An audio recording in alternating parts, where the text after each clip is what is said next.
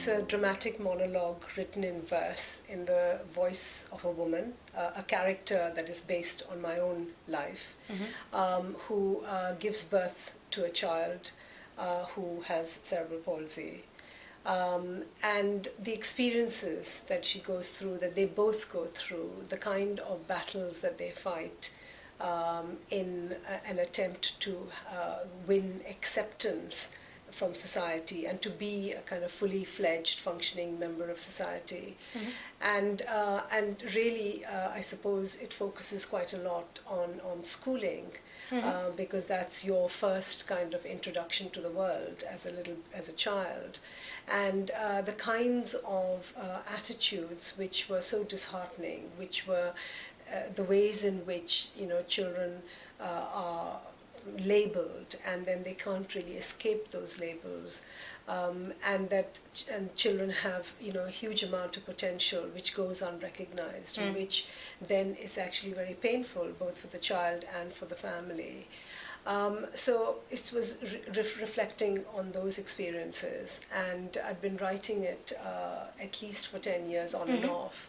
I started writing it when my son died. He died at the age of 17, just on the eve of sitting his GCSE exams. And it was a way, I suppose, for me initially, at least in the first 2 years, dealing with the grief of having lost him. And so it brought me close to our life together. I would look through the files, the papers, the battles that we'd fought, and reflect on that and write about it. And it was basically sitting in my bottom drawer, if you like, because I think it would, it would make a great radio piece. I wanted to publish it as a collection. Again, it breaks all genres. Verse is not very popular.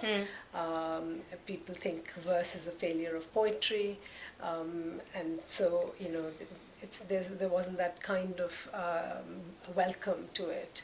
But then I came across a director, and we got talking about other things, and I showed him this Ballad, and he absolutely loved it, and said that it was the most moving piece of drama poetry he'd read, and that he thought it would work well on the stage. So I hadn't really thought about it as a piece for the stage before I met him. And then we got this absolutely brilliant actor, somebody who actually my daughter suggested, said that she would be very good for it. And she is absolutely brilliant. She completely inhabits the character of the mother. And in fact, she has to hold back the tears. I mean, every rehearsal that we've had has been emotionally really charged, and both of us end up weeping, usually after she's finished the performance, because she holds it in, and that makes it even more powerful, because you can see that she's on the edge of tears. I mean, it's not, make it sound really tragic and bleak. It's not. It's quite witty and funny, and Nihal's quite naughty, and his character emerges through the mother's monologue, really.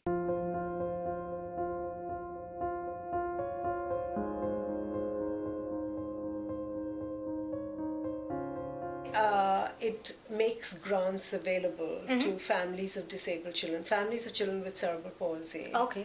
And it's really meant to step into the breach where local authorities don't fund a particular cutting-edge therapy or a particular cutting-edge piece of equipment, because it takes some time for a piece of equipment to be established as something that is universally useful. And sometimes individual parents don't have the time to wait till the local authority decides to fund it. So we step into the breach there. And so we make grants available to a maximum of £1,000 per child. And we have on the trust, we have all the kind of expertise represented. So we have a physiotherapist, a speech therapist, an occupational therapist, a mother of a disabled child, and then a young disabled person, so that we can have all the perspectives when we're discussing individual applications. And this money was the initial endowment, if you like, the initial money with which it started up was a sum of money that I received for Nihal as damages because we fought a case against the local authority and established that there was negligence during his birth. So they made a lump sum available to us.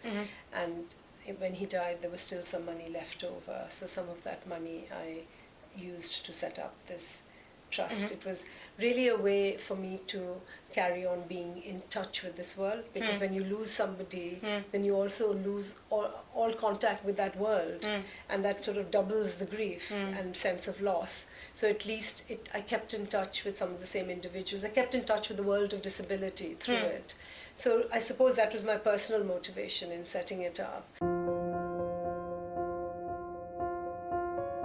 I think there's a huge amount of prejudice against disabled people, and a lot of it is because many people haven't had face-to-face personal experience of it, and a lot of it is because they've been segregated. You know, they've even before Nihal's time, children like Nihal were often just left, fed, left to on the fringe, kept at home, sort of imprisoned in a sense, not taken out, not part of society in any shape or form.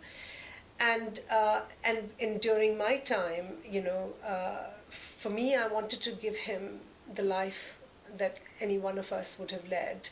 Yes, okay, we had to have wheelchairs, and yes, we had to have special equipment and especially adapted car and specially adapted car seat, and all of those things were there. But I wanted to be able, if we went out, I wanted to be able to take him wherever we went. And so that was the life I wanted to give him, and I wanted him, and because I believe that schooling should be about a community's children coming together, whoever is in that community, rich, poor, black, white, disabled, non-disabled. And then, of course, here, where schooling was concerned, there is a sense in which all the right things are said, but at the back of all of that, there is a huge disbelief. And when we were fighting for his inclusion in mainstream school, there was no legal right to be in a mainstream school.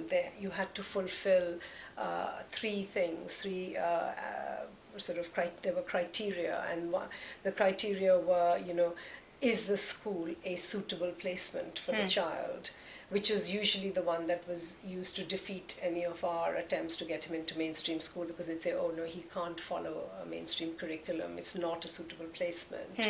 The other thing was, is it a good use of resources?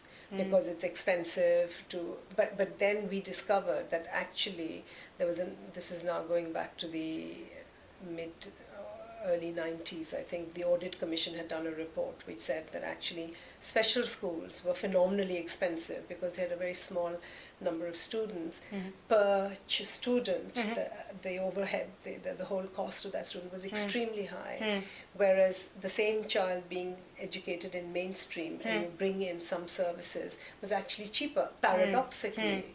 So we brought in that argument in order to fight our case. And the third thing was, would the child be a disruption to the other children, which is often used against autistic children, for example.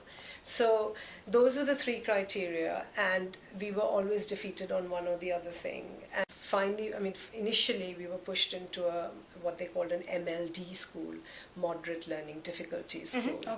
Then the head over there was only used to seeing children with polio and spina bifida, and the kind of multiple layers. You see, Nihal was a non-verbal child, but I know that he had a level of intelligence which was probably average, because at the age of 6 months, for example, 6 to 7 months, because he was bored, because he was not crawling around, because he was not sucking his toes, because he couldn't do all of those things, I used to play a game with him where I used to tell him, this is your nose, these are your eyes. And although he couldn't lift his hand, I would hold his hand up like this, he would be fisting it. And I would say, touch your nose, Nihal, and he would do this. Touch your eyes, Nihal, and he would do this. And I thought, my God. He did a split placement between an MLD school and an SLD school. And in the MLD school, he went to a class where the teacher had a disabled child herself. And she sent a note home one day, which I always remember. She said that Nihal today in science distinguished objects which roll and objects which slide, which is a very sophisticated concept for a young child who has had no physical awareness. He has not pushed cars along, he has not rolled a ball, he doesn't know what rolls and what slides. And she did it by the cheek method, which I'd only written about. I hadn't shown it to her, which was, if you say, you ask him a question, Nihal, is it hot or, are you hot or cold? Yes, hot or cold. He'll, touch. Okay. So that was how we would communicate, a short form communication,